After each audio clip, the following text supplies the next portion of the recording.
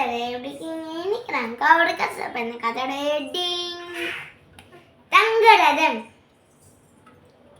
ஒரு பொண்ணும் ஒரு அம்மாவும் ஸ்கூல்லேருந்து வந்து வெளில போயிட்டு இருந்தாங்க. போகும்போது அங்கே தங்க ரதம் மாட்டம் போச்சான் ஒரு வண்டி.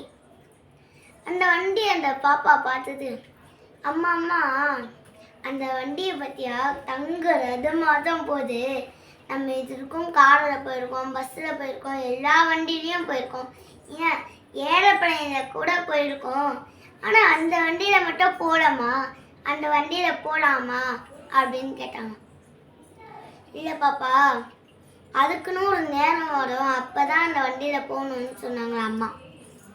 இல்லை, நான் வீட்டில் போய் இன்னைக்கு நைட்டே அப்பா கிட்ட கேட்டு நாளைக்கு போக போகிறேன் அப்படின்னு சொன்னோன்னே எல்லாத்தையும் கடைக்கெல்லாம் போயிட்டு வீட்டுக்கு போனாங்க.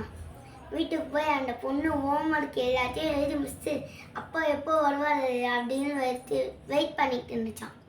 அவங்க அப்பா ஆஃபீஸ் வேலையெல்லாம் முடிச்சுட்டு வந்து ட்ரெஸ் மாற்றிட்டு மூஞ்சி கழுவிட்டு சாப்பிட்டு வந்து உக்காண்டாங்க.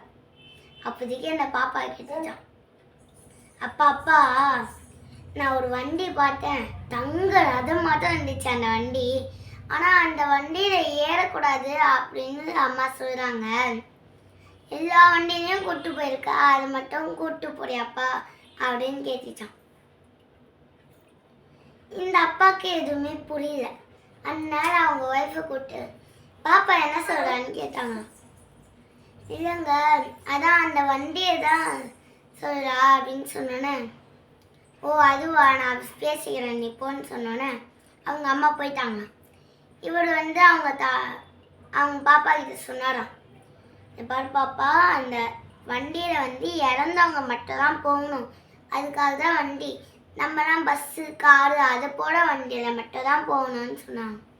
இந்த பாப்பா கேட்டுச்சான், ஏன்ப்பா நம்மளுக்கெல்லாம் உயிரோடு இருக்கிறவங்களுக்கெல்லாம் பஸ்ஸு காரு ஓட்ட வண்டி அதை போலலாம் வச்சு யூஸ் பண்ணுறோம், அவங்களுக்கு மட்டும் இறந்தவங்களுக்கு மட்டும் ஏன்பா தங்கமாக உருவாக்கியிருக்காங்க அப்படின்னு கேட்டாங்க.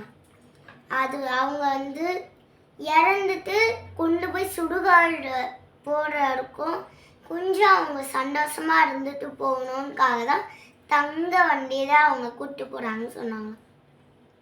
சரி அதெல்லாம் நினைக்காதுன்னு சொன்னோன்னே அந்த பாப்பா போய் படுத்து தூங்கிச்சான்.